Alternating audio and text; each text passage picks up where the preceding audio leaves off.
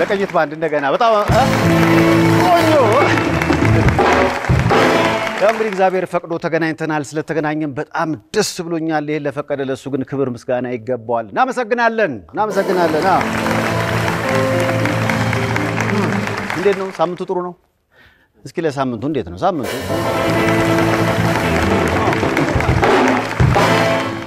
አው ደስ የሚል ሳምንት ነው አይደል ፀሐዩም ወጣ ያለ ነው ዝናቡም ለሄድ ወይስ ለቀር አይነት ስሜት ውስጥ ላይ ነው ያለውና ጥሩ ሳምንት ይመስላል ለበጋው እንደገና አስተያቀባበል ለበጋው ጥቅምት ገባ እንደቀልድ የጥቅምት አበባ ጊዜው ግን በጣም ይሮጣል አረ ጎበዝ በነገራችን ላይ ባሳለፍነው ሳምንት በተለይ በሰይፉ በኢቢኤስ ላይ ኢትዮጵያዊቷ ጭሯ ኤሻለ ወርቁ የሴት ልጅ እናት ሆናለችና እንኳን በሰላም ተገላገልሽ እንደለታ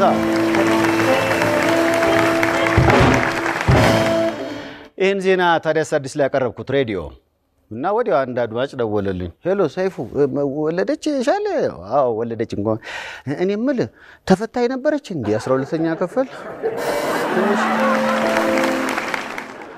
ከፈተናው ጎን ለጎን ደግሞ ብዙ እህቶቻችን የልጅ እናት ሆነዋልና መታወቅ እኮ የግድ የለባቸው እንኳን በሰላም ተገላገላችሁን በላቸው እንኳን ተገላገላችሁ ያው ኤሻለ ወርቁን ለመጎብኘት ወደ ወላይታ የአፍሪካ ድንቃ አዘጋጅ አሸናፊና ባልደረቦቹ ተጉዘዋል እንኳን ማርያም ማረችሽ ብለው የተለያዩ ስጦታዎችን አበርክተዋል እስኪ እሱን ቪዲዮ በማየት ይጀመር ሰይፉ በኢቢኤስ እንዴት ነው ይጀመር ምትሉ ይጀመር እስኪ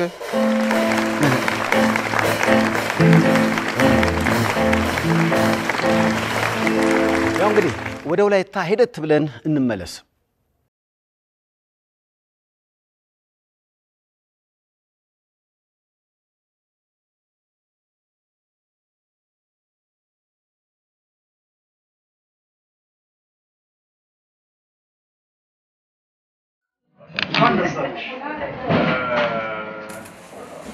አሱካ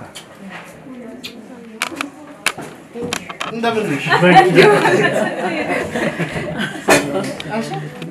እንኳን ደስ አለሽ እንኳን በሰላም ተገላገልሽ ልጅሽን በኦፕራሲዮን ከተገላገልሽ በኋላ እቅፍ አርገሽ ልጅሽን ባይንስ ታይ ምን ተሰማሽ ምን አይነት ነው የደስታ ስሜቱ ምን ይመስላል انا አይብነጣኝ አዲዮገሎስ ለኔ ምንም ነገር ጠፍቶ እሷ በመኖሯ ብቻ በጣም ደስተኛ ነኝ ብላለች እዚህ የተነሳችው ፎቶ አለ ዶክተር አለሙ አርጃ ባላለው ስለ ኢሻሌ ያለው ነገር እንደጠየቃችሁኝ ኢሻሌ እግዚአብሔር ረቷት ከወለደች ዛሬ በ3ኛ ቀን ላይ ትገኛለች ጤና ሁኔታዋም እጅግ በጣም መልካም ነው ሁሉም ነገር ሰላም ነው ሌላው ደግሞ ህፃኗም በጥሩ ጤንነት ላይ ይገኛል ግን ሆኖም በጨቅላ ህፃናት ክፍል ላይ ነው ያለችው ትንሽ ኦክሲጅን ያስፈልጋታል ብዙም አይደለም ደግሞ አንዳንድ መድኃኒቶችም ያስፈልጋል ደስ የሚለው የእናትየውን ጡት ወተት በአፍንጫ ቱቦ ጀምራለች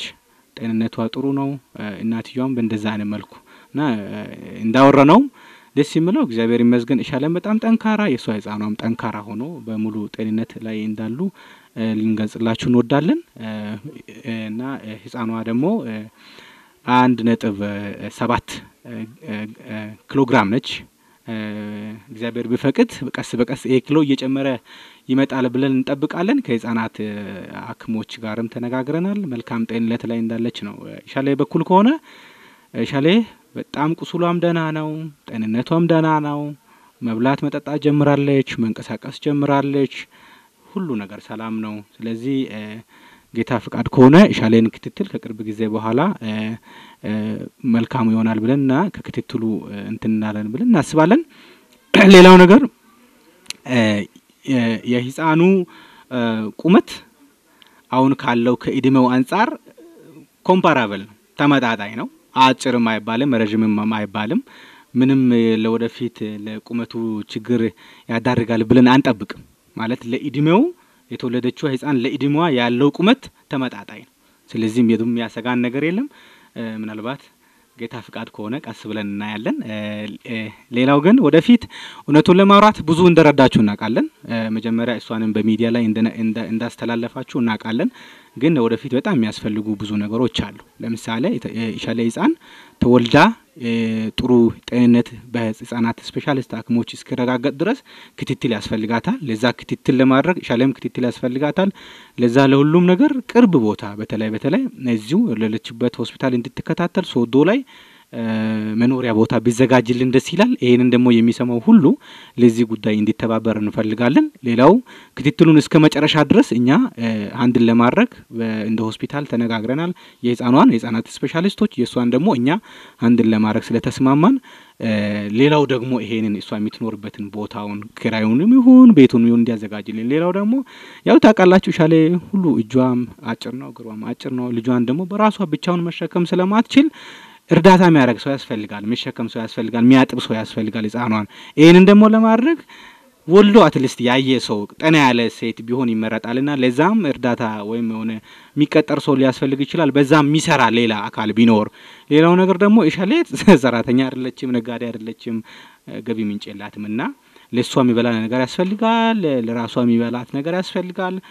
ለዛም ደግሞ የሚሰራ ሌላ አካል ቢኖር ቢላውን ነገር ለመጠየቅ ነው። አራተኛውና መጨረሻው ነገር ለህፃኗ ልብስ ያስፈልጋል፣ ለሷ ልብስ ያስፈልጋል፣ ሳሙና ያስፈልጋል፣ መታጠቢያ ያስፈልጋልና እነዛን ነገሮችን ደግሞ ኬር የሚያደርግ የተለያዩ ድርጅቶችም ማንም ቢያግዝልን እጅግ በጣም ደስ ይለናል። አመሰግናለሁ። ሶዶን ያለነው ክርስቲያን ሆስፒታል ላይ ያለነው ከዚህ በፊት ለኢሻሌ ወርቁ የሰጠናት ሪከርድ የአፍሪካ ሪከርድ ነበር። በዛሬው ቀን በሶዶ ከተማ በክርስቲያን ሆስፒታል ውስጥ የዓለም ሪከርድ ተሰብሯል። ኢሻሌ ወርቁ 61 ሴንቲሜትር በመያዝ የዓለም አጭሯ ልጅ የወለደች ሴት በመባል ሪከርድ ሰብራለች። እንኳን ደስ አላችሁ። ስለዚህ ከዚህ በፊት የሰጠናት ሰርቲፊኬት የአፍሪካ አጭሯ ሴት የሚል ነበር።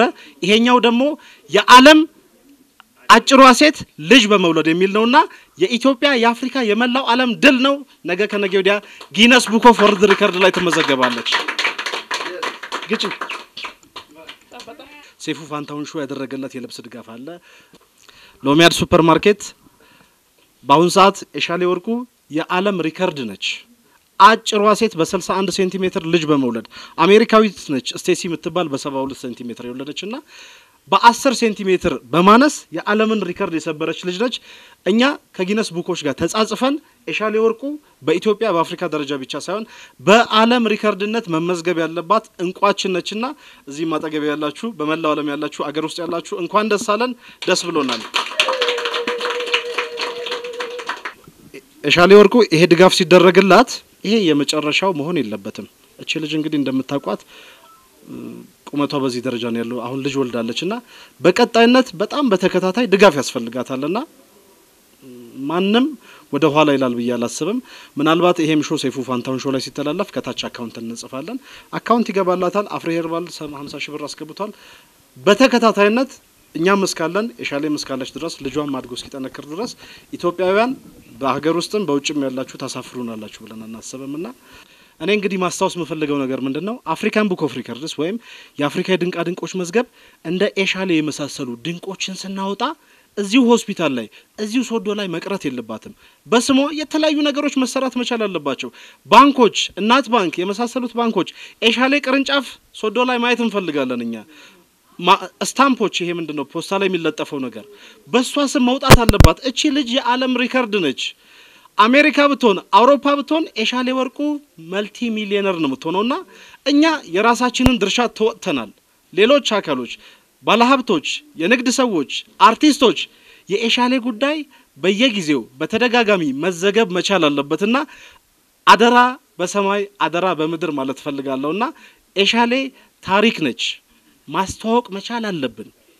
ጤነኛ ልጅ ደስ የምትልጅ በቁመትም እንትን ያለ አይመስለኝም። እንግዲህ ወደፊት ምናየው ቢሆንም ነገር ግን ፎቶ ላይ እንደምናየው በኋላም ገብተን እናያታለን። ሰላማዊ ልጅ ጤነኛ ልጅ ደስ የምትል ቆንጆ ልጅ ነው እና የተገላገለችው። አሁንም ደስ ብሎኛል። እኔ አም ሶ ሃፒ። ያው እንግዲህ በሰባት ወሯ ነው እንድትገላገል የተደረገው። ምክንያቱም ቁመቷ በጣም ማጠር የሕክምና ሰዎች ከዚህ በላይ መሄድ የለባትም በሚል ነው። ለማንኛውም ህፃኗ በጥሩ ጤንነት ላይ ትገኛለች። ስም ማውጣት ይቻላል። እንግዲህ የሰይፉ ቤቤስ ተመልካቾች ስም በማውጣት የሻሌን ተባበሯት፣ አውጡላ ስም ለማለት ነው ለአዲሷ ህፃን። በነገራችን ላይ ተፈታኙን 12ኛ ክፍል የወለደችው ልጅ በጣም የሚያስቅ አንድ ገጠመኝ እኮ አላት። የባለቤቷ ስም ከበደ ነው። የልጁን ስም ማን ትበለው? ፈተናው ይባል ወይስ ፊዚክስ ይባል? ማን ከበደ ይሁን? ፈተናው ከበደ። ያስፈታኝ ፈተናው ፊዚክስ። ለማንኛውም ለተገላገሉ በአጠቃላይ ሰይፉ ቤቤስ እንኳን በሰላም ተገላገላችሁ ይላል። እንኳን ለዚህ ያበቃችሁ። የሰይፉ ቤቤስ ተመልካቾች የተለያዩ ሐሳቦችን ጻፍ ያደርጉልኛል። ደስ የሚሉትን እኛም እንወስዳለን። በነገራችን ላይ ከሚላኩት ነገሮች መካከል ለምሳሌ ከላይ እንደ ፍቅር ደብዳቤ ተጽፎ መጨረሻው ግን ለየት ያለ ሐሳብ ደስ አይልም አንዳንድ። እስኪ ይሄንን ነገር በእስኪ አንተ የፍቅር ግባልኝ። ሁሌ ማታ ማታ አጠገቤ የማጠፋ በሚያምር ድምጿ የምታንጎራጉርልኝ እየሳመችኝ አንዳንዴም እየነከሰችኝ የምታቀብጠኝ በመታት በቆጣት የማትቀየመኝ የማትርቀኝ የኔ ፍቅር ቢምቢ ናት።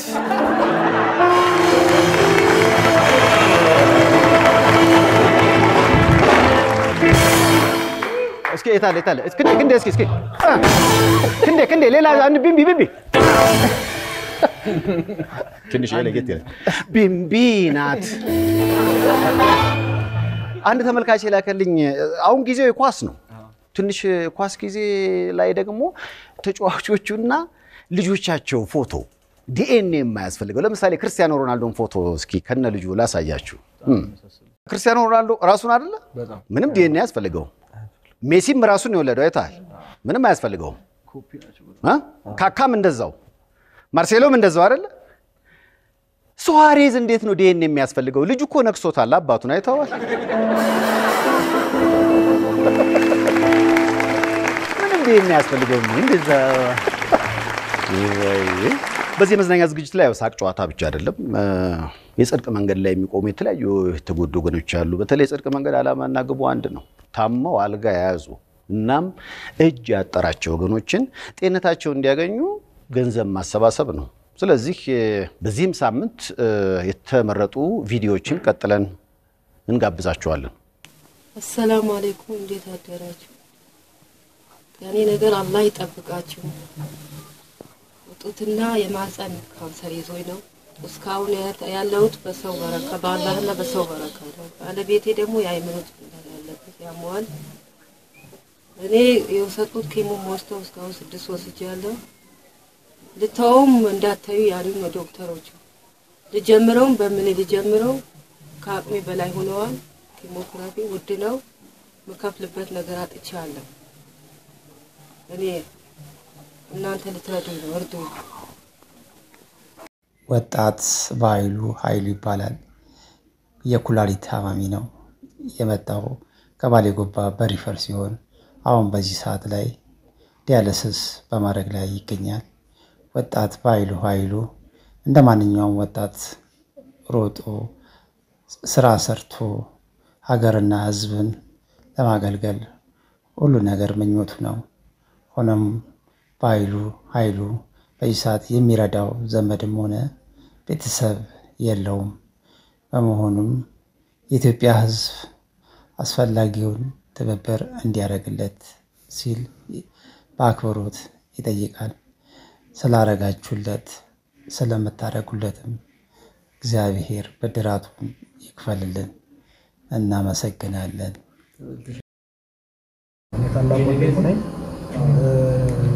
ያው ያመመውና ከ7 ወር ከ6 ወር በፊት አሞት ወደ አርያም ክሊኒክ ስንወስደው ዶክተር ወርቅአገኘሁ ጋር ስፔሻሊስት ሐኪም ነው።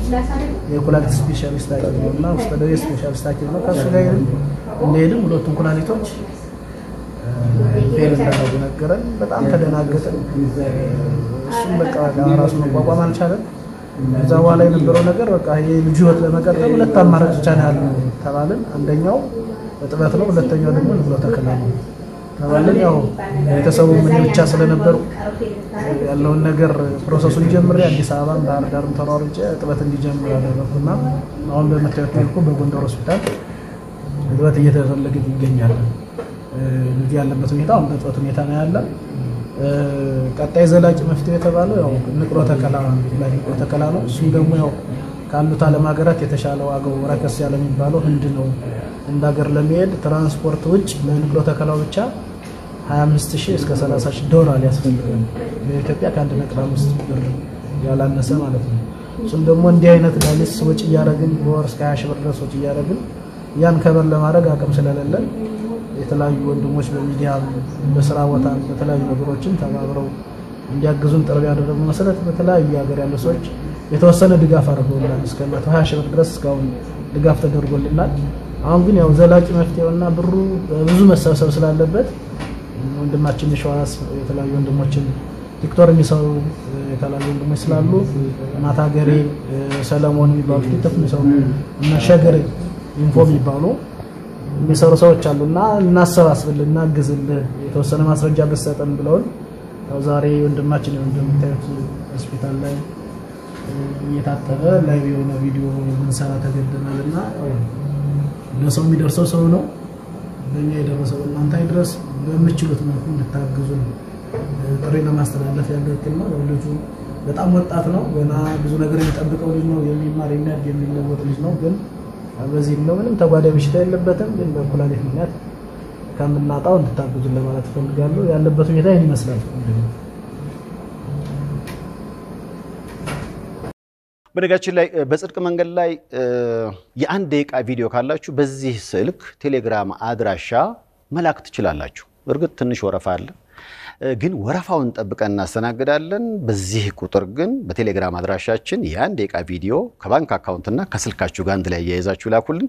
በወረፋው ቀደም ተከተል መሰረት እናቀርበዋለን። በዚህ የመዝናኛ ዝግጅት ላይ ቪዲዮአቸው ቀርበው ካሁን በፊት የታመሙ ግን አሁን ድነው ስራ የጀመሩ ያገቡ ደስተኛ ህይወት የሚኖሩ በርካታ ወገኖች አሉ። እነሱ ማሳየት የታመሙትን አየር ሰዓት ማጣበብ ነውና ግን ይሄ እንዲሆን ላደረጉ ለፈቀዱ ሁሉ ኢትዮጵያም ላሉ በመላው ዓለም ላሉ የሰይፉ ቤቤስ ተመልካቾች እግዚአብሔር ይስጣችሁ። ሌላ ምን ይባላል? ሰይፉ ቤቤስ ዛሬ ደስ የሚል ፕሮግራም አለ። ተወዳጁ ደራሲ በአዲስ አድማስ ዋና አዘጋጅነት ነው የምናውቀው ነብይ መኮንን አዲስ መጽሐፍን ለማስተዋወቅና በአዳማም ላይ ለየት ያለ ፕሮግራም አለው። ለማንኛውም ነብይ መኮንን እዚህ ነው። ለነብይ መኮንን ነብይ አዲስ ፊልማቸውን ለማስተዋወቅ ገምዛ ይሰኛል የፊልሙ ርዕስ። እነ ሙሉ ዓለም አሉ። በጣም አነጋጋሪ አዲስ ፊልም ነው። ለነ ሙሉ ዓለም አቀባበል እንዴት ነው? ሙሉ ዓለም እዚህ አሉ። መጨረሻ ላይ ሰይፉ ምንድነው ብዙ ጊዜ አንተ ላይ የሚጋበዙት ዘፈኖች የሼባ ይበዛዋል።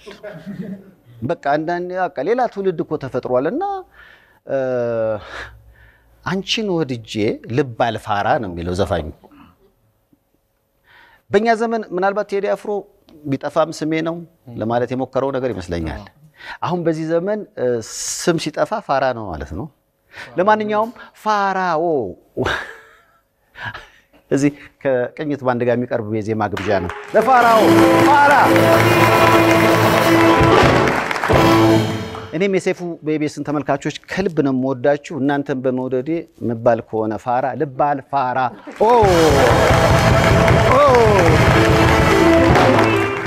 ከተከታዩ መሸጋገሪያ በኋላ ሁሉም እንግዶች ይመጣሉ። ነቃ ነቃ ነው 2015 ደስ በሚል ስሜት ተጀምሯል። በያላችሁበት ጥሩ ጊዜ። ቅኝት የታል ታዲያ? መፋዘዝ የለም። እንመለሳለን። ቅኝት